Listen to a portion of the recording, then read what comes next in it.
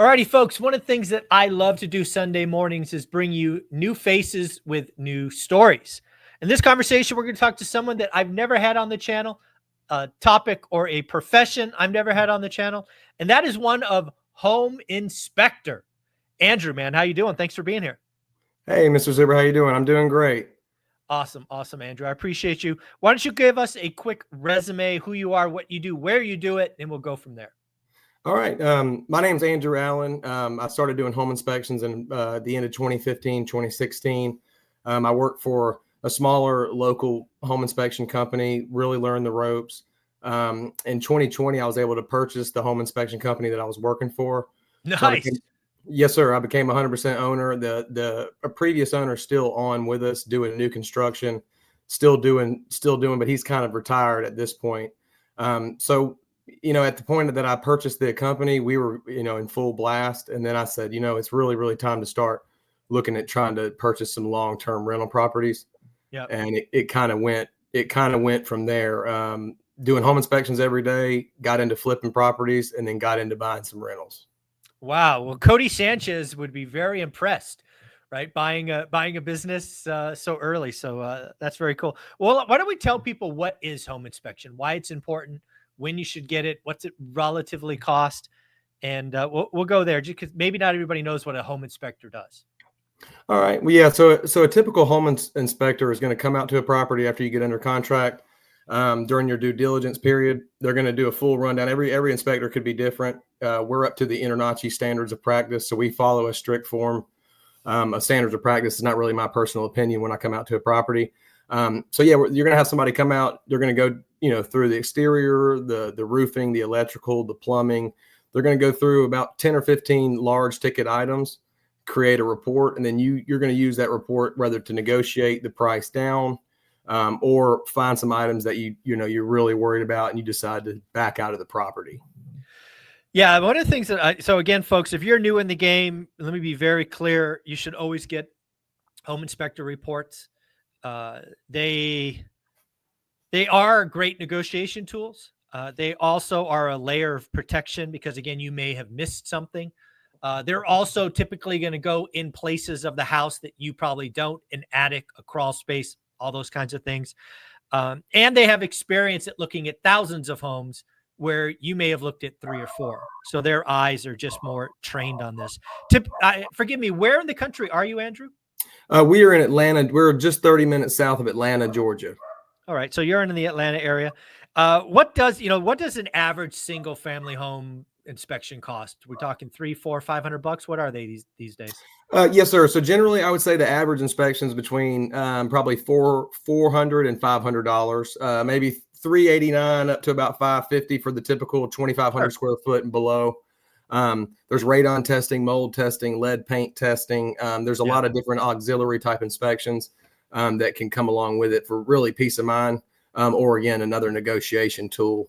But yeah, typically $400 or $500. If you have auxiliary inspections, it could be probably about double that. Yeah. And again, these are things that you're going to do once you get the property in escrow. You typically have due diligence periods. I think in most areas, it's at least 14 days. You can obviously change that to any number you want, 10, 21, whatever you're comfortable with.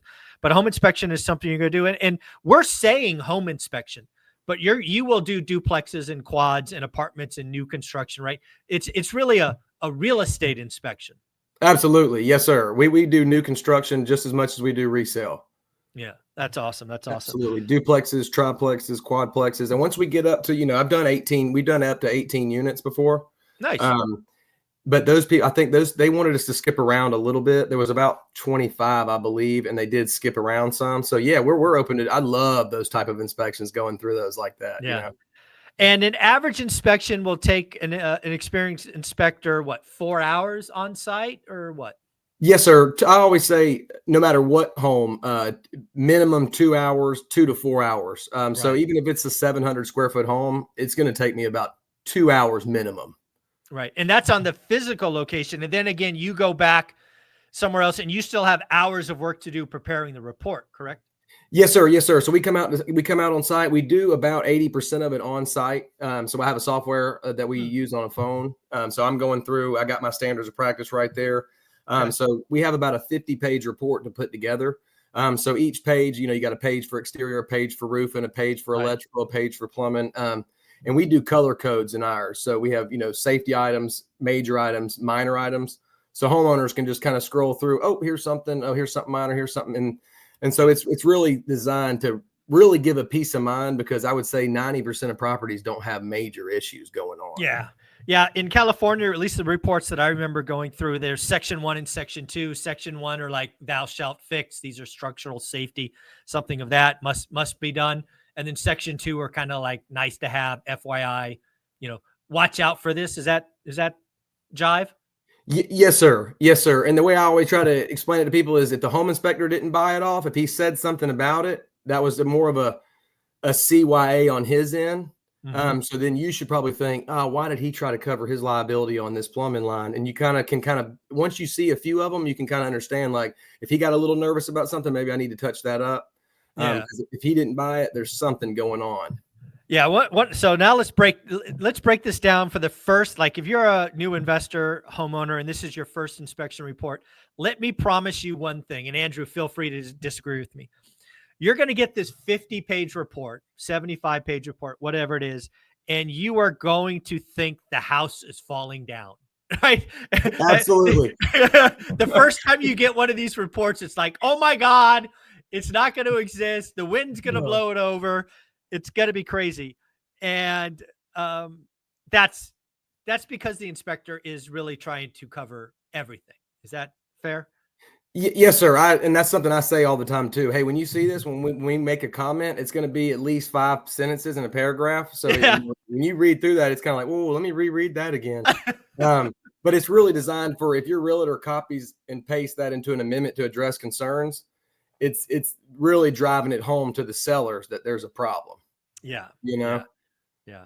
And as somebody who's had hundreds of these done now, I basically, at this point, and again, this is not recommendations for anybody else, it's just my standard practices.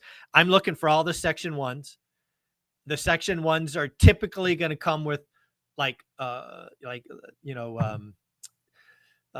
number, like a description, and then there'll be a number. At least that's what I get in California. It's like, in order to remediate this, it's X dollars, right? Is that what you do in Atlanta as well? Well, we do provide like an auxiliary type report that'll kind of judge the prices. At this point, doing it for so long, I've got a really good team, so I'm able to get over contractors that can do good quotes and get them. But we try to just kind of know, like, hey, this is a major safety item, especially if it's going to be a rental property. Right. Loose handrails, damaged decks that are really high up, like all these type of safety items. Yeah, they're going to be a large paragraph. There's going to be a few photos of them. And then a lot of the investors, I like to just kind of talk personal opinion. Hey, this is probably a $1,500 item, that type of stuff. But technically, we're not supposed to provide a written report from our end, but I can provide that from a third party. Okay. So yeah, typically in California, what I get is I will get identification, a description, and a rough number. At least that's what I remember getting in my reports. I guess every state, city's location's different. But the idea of this conversation for me is all the section 1 stuff, I go back to the seller. Unless, let me be clear, unless I've said buying as is, right? If that's in the contract and it's a foreclosure or something, that's on me. It's more of an FYI notification. I might back out of the deal if it's something crazy, like, the roof is 5 layers deep and it's sagging in the middle, right? I might get out. I might back out of a deal, but otherwise I go back to the seller, because that really does 2 things. One is it's an added expense that I didn't know I was going to have, right? So it's a legitimate conversation. But also, once you make them aware, at least I believe this is true in California, once you make the seller aware of that report and their agent, if I back out, they have to disclose that to the next buyer. Exactly. Right. Yes, sir. So again, now it's a known versus a known unknown before, an unknown known. So it really is a strong negotiation point, section 1 stuff. Well, yeah, it plays on the psychology of the seller that way too. They're like, because once I get in the crawl space and crawl all the way to under their primary bathroom and find the whole subfloor's rotted out, now you need another $7,500 at least for this spot. Nobody would have known about that. And they're like, do we really want to kick these buyers out or not fix this and then disclose it to our next buyer? They're like, you know what, let's handle this right away and just get this done. Yeah. And again, folks, it's not on the seller, right? The seller's not going to know about the crawl space in this example, because I can guarantee you 99% of sellers have never been in a crawl space, and probably half of them didn't even know they had a crawl space. Right. Right. Yeah. That's what I try to do. On one of the first pages, it says, just an FYI, most sellers do not understand that they have about 99% of these problems. So we don't want people getting these reports and thinking that the seller knew about all this and was trying to hide it. Oh yeah, absolutely. So, again, and then on section 2 items, and depending on what's going on, typically I work those into my make ready cost, because they're typically less expensive. They're also not immediate. Also, some of the section 2 stuff might be cool for an owner occupant, but maybe not apply to a rental, right? You just have to become experienced at, what's important and what's not. Because again, you're going to get a 75-page report, and the first time you get it, you are going to freak out. At least I know I did the first time. Yes, sir. Absolutely. Yeah, I did. And I still get home inspection reports as far as negotiation on the properties that I buy. So yeah, I've gotten reports before where if I was a buyer that hadn't already looked at it myself, as an inspector, and gotten this report, it really would have scared me pretty bad, So, yeah. And they're kind of set up like that, but I would strongly advise, new construction. I've seen some of the most major issues. But I would strongly advise everybody to get an inspection on a new construction. What's good about it is, first, you have your warranty with the builder.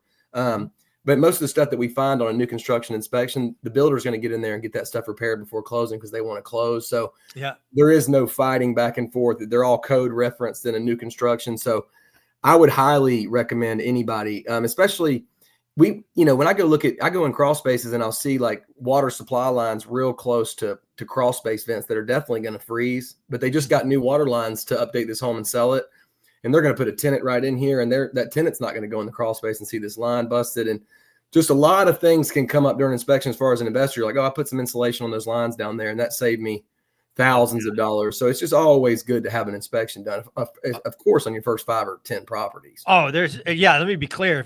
If you're in this game and you've not done 10 inspections or whatever, you're being silly, right? Hundreds of dollars potentially saving a bad deal. Hundreds of dollars to get known risks. It's crazy. If you've done hundreds of flips and hundreds of deals and you have a GC and but that's not most of you. Right. And I've had people say, hey, I wrote up a very large foundation issue before, and I'm more of the messenger. Hey, this is what I see. I think it deserves further explanation by a qualified foundation specialist. And it'll come back a $65,000 foundation issue. Woo! And then the buyers call back and they're like, hey, can we have a refund on our inspection report? We didn't buy that house because it had that big. And I'm like, hey, I saved you $65,000 by doing the inspection and catching the foundation repair. Yeah. What are you talking about? Yeah. So that's kind of, you're really trading $400 or $500. You could be trading $400 or $500 to prevent a $60,000 issue. Oh, easy. I've had, hundreds of dollars in expense, risk, education, saving stuff. You must do home inspections for the first 10, folks. Let's not play around. I want to talk about you, Andrew, being an employee, stepping up and buying the place. How did that work out? Was it just a guy who was looking to retire, kind of sunset, and you worked out a seller finance deal? Did you pay cash, get a small business loan? What the heck happened there? That's kind of fun. Yeah. So I was actually, so I got into home inspections, and I had my first son. I had my first son right before, and I was actually traveling around doing construction, doing a lot of welding, a lot of fabrication and welding. Great money in it, but you can't stay in one place. You're always, traveling around. Yeah. So I got into home inspections, and right off the bat, I was like, you know what, let me buy my first home and start getting in. This was about 2015, nice. 2016. So I did a move-in flip. And what I thought was going to be about, 3 or 4 months turned into like 18 months of me just putting every paycheck that I had into the house. It's a funny story, but I actually, me and my wife got together in the middle of this first house. So when she actually, we'd known each other since high school, but when we started dating and she came over to my house the first time, I had no heat and air and no kitchen. That's not a good look, Andrew. Right. So we actually got the kitchen put in and the heat and air put in about 2 months before we sold the house. So I never had it the entire time I lived there. It was a mess. But so actually we put that together. Respect. Oh, Yeah, I've been there with that. Actually, it was actually a house hack because when I bought the house, I had a basement with 2 bedrooms and a little kitchen. Hmm. Yep. So 2 gentlemen rented that basement. My payment on the house was $1,200, and they rented the basement for $975. And so I would not do this deal now, but if they wouldn't have rented that basement for $975, there's a good chance I wouldn't have been able to make the payment or get the rehab done on the house I lived in. It was like one of those. But Yeah. um, Yeah. Let's talk about a live and flip again. I think a live and flip, if it's right for your family, right? It's tough with little kids and all of that.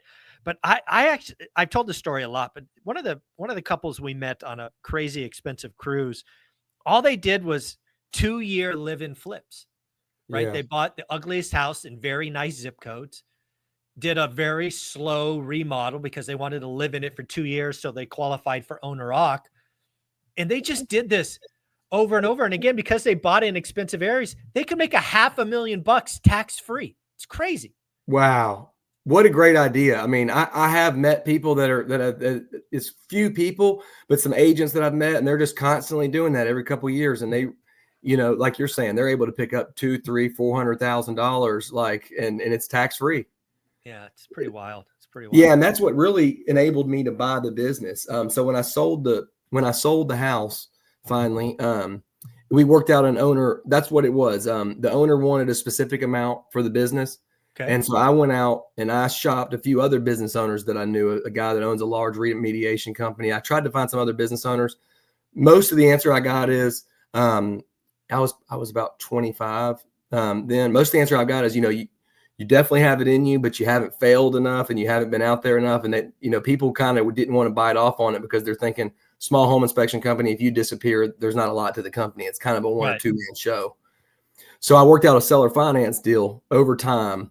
I was able to work out a seller finance deal. And so we did a down payment and then we did 10% gross revenue until I reached the number that he did want to sell the business for. Cool. And then we're all out. So it made me 100% owner day one. And we just kind of have a note. Okay. And how are you still paying on that note, or you're not quite? Yes, sir. Yes, sir. I'm still paying on the note. So I bought it in 2020. I probably have about 16 months left on the note. Nice. And then you'll own it, no debt, nothing. Yes, sir. All free and clear. You. Absolutely. And the good thing about it was he's a really nice guy. This previous owner, he really, really stuck his hand out to show me the ropes on how to do this. But he actually didn't make me personally guarantee it. And he put it all in the business. He said, Andrew, if you shut the business down tomorrow, I don't want it to ruin your life. I think he was a little worried about me maybe, but hey, it's been great. I've grown the company and I really got into real estate too, which helped me, not be focused on one stream of income. You get some rental properties and it takes time. But Grant Cardone, I think, has shown the way for a lot of people. It's like, hey, go build a business, spin off the cash flow, take the cash flow, buy real estate, have real estate help you with taxes and all that, and build long-term wealth. And it's just this magic circle. And you're like in it, brother. I appreciate you. That's awesome, Andrew. Well, hey, I really appreciate you. I've been watching you since probably 2018 or before. I think it was like when you had between like around 10 or 15,000 subscribers or somewhere in there. Nice. Yeah. Oh, I've been watching you for a long time. Yeah. The 3 things, you can either lower your expenses, raise your income, or do both. Yeah. I've been on that train for quite some time. We do some flips and we've got all our friends kind of wondering why we haven't upscaled our living situation and some of the things, but we just keep our head down and kind of keep it going. You do that for 5 more years, Andrew, you're going to be shocked at where you are.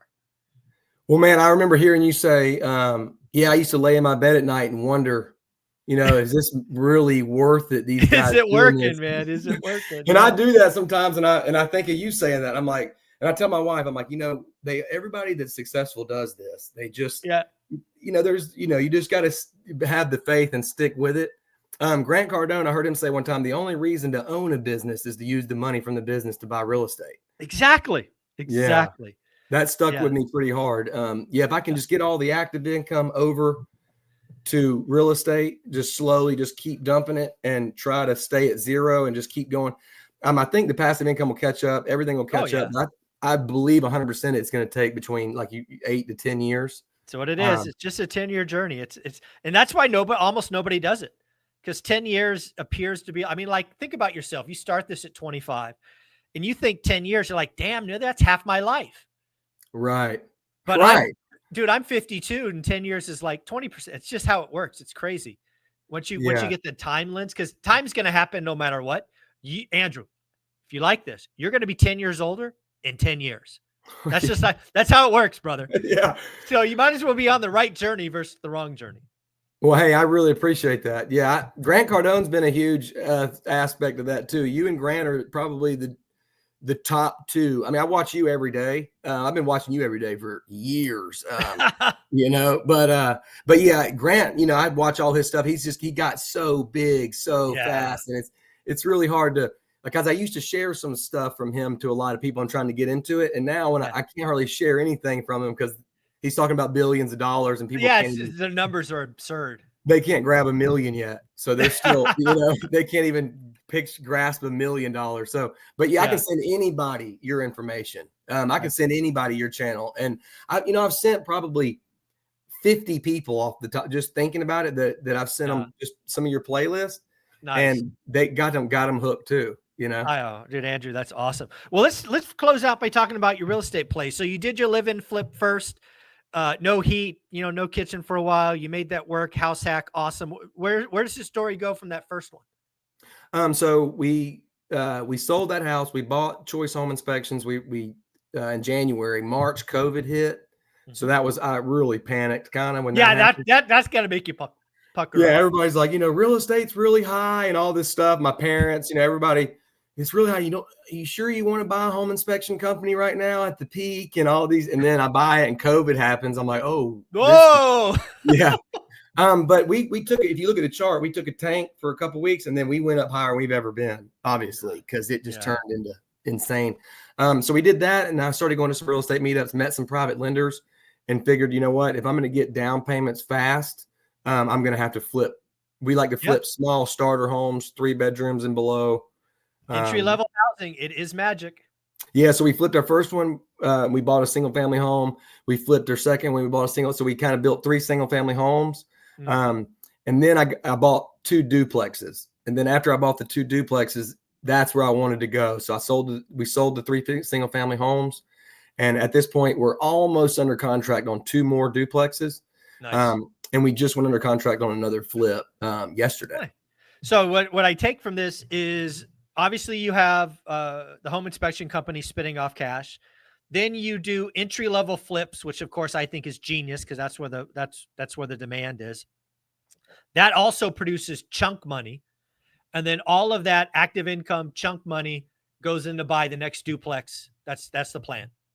Yes, sir. And I'm not so serious about 20% down, 10%. I mean, 30 to 40. I'm going to keep these the properties that the duplexes are built in 2012.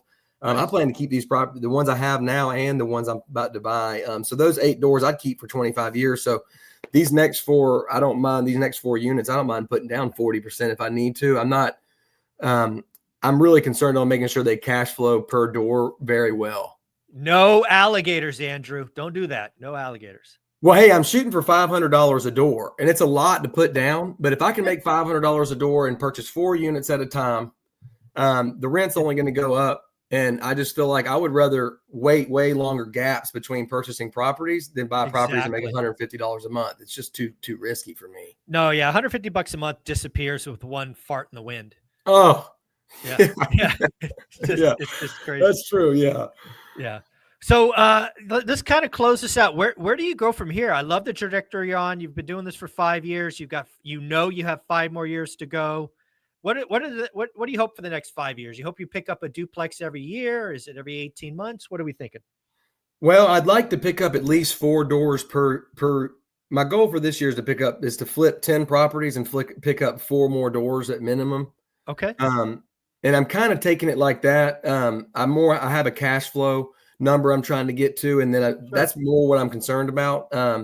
So yeah, I would say at least 2 duplexes per year for the next couple of years. That's awesome. But I'd really like to get into.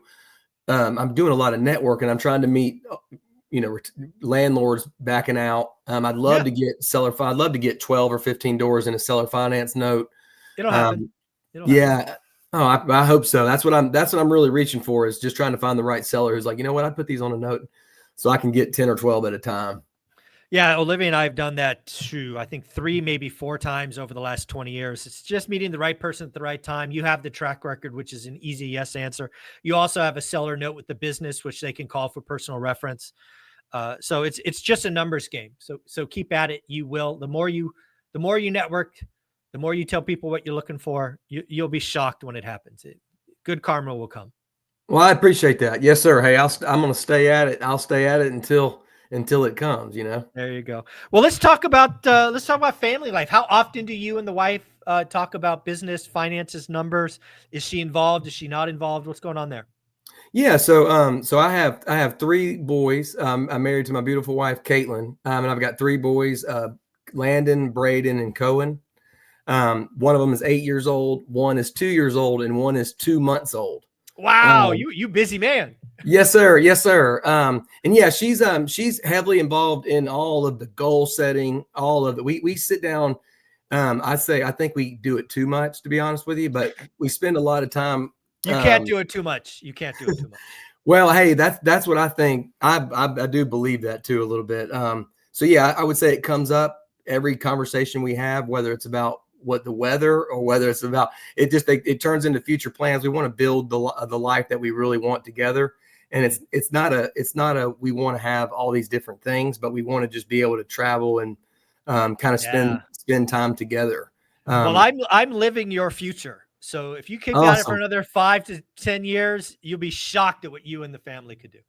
Oh man. Well, hey, I'm inspired. I'm super inspired. You, Chad. Chad talked about making that list of things that you would do if money wasn't an issue. Yeah. And we actually did that a couple of days ago. And it's shocking to sit around and think about it, because, I work so hard all the time thinking about the plans. It's hard to think about what I would do if I did not have to chase. Here's something that Olivia and I did 20 years ago before we had anything. And I actually found this list while I was going through boxes the other days. We put together a top 10 list of places we wanted to travel to. So this is how it worked. I did my top 10. She did her top 10. Ordered, right? This is my number 1. This is my number 2. Then we merged them. We had a couple overlapping, but we actually built a merged list, and we actually crossed off our last 2 items 2 years ago. So it was fun to go back and revisit that. So, well, congratulations. Well, I think it's a great experience to do individually and then merge them together. And then you could keep that and just tick them off as you go through the list. It's a great, we found a lot of enjoyment doing that. Well, hey, we'll have to try that. When I started asking her about it, she did have a lot of things. And then she asked me, well, what are your things? And I'm like, I've been trying to, and now I kind of struggle with it. I'm like, yeah, I'm trying to, I want to make you happy, and I want to do all the things that make you happy, so you travel and all that, but that's all the stuff I want to do too. I told her I want to spend a lot of fun time with our kids, but I want to spend a lot of constructive time with our children too. There you go. Showing them whether we do we want to do a little family farm, have some animals, have some stuff like that. So doing constructive stuff, showing them how to do it, showing them how to run business. I love the lumberjack does all the yard sale type stuff. And that there's a lot of value to that for a small child. I mean, there's a lot of that. So, if you're financially free and you're not constantly worried about paying your light bill, then you do have the option to potentially take your kid around and show them some of this constructive stuff. And that's what I'm hoping to be able to do. Andrew, this is amazing. If somebody wanted to follow you, reach out, get a quote in Atlanta, where do we send them? What's your social media? So social media is at Choice Home Inspection. And then our website is callchoicetoday.com. So yeah, you can give us a call at 770-490-6298. And that's my personal work phone. So yeah, 770-490-6298. If you have any inspections, we probably go an hour north of Atlanta. So really the whole Atlanta area, anywhere down here, I'd love to talk to you about it. Even if we don't do your inspection, just talk to you about the rental demand. I do a lot of research. There you go, Andrew. And also you have a YouTube channel. What is that? It's the Andrew Allen, the Inspector Investor. Nice. Yes, sir. It's Andrew Allen, the Inspector Investor on YouTube. And I'm really just starting to ramp that up and try to get more videos, my Instagram has a lot of education on it, but I'm trying to get that more in 10-minute format videos on YouTube. Love it, Andrew. Keep it up, man. You're on a great journey. Don't stop. Keep going. Awesome. I really appreciate you, Mr. Zuber. You got it.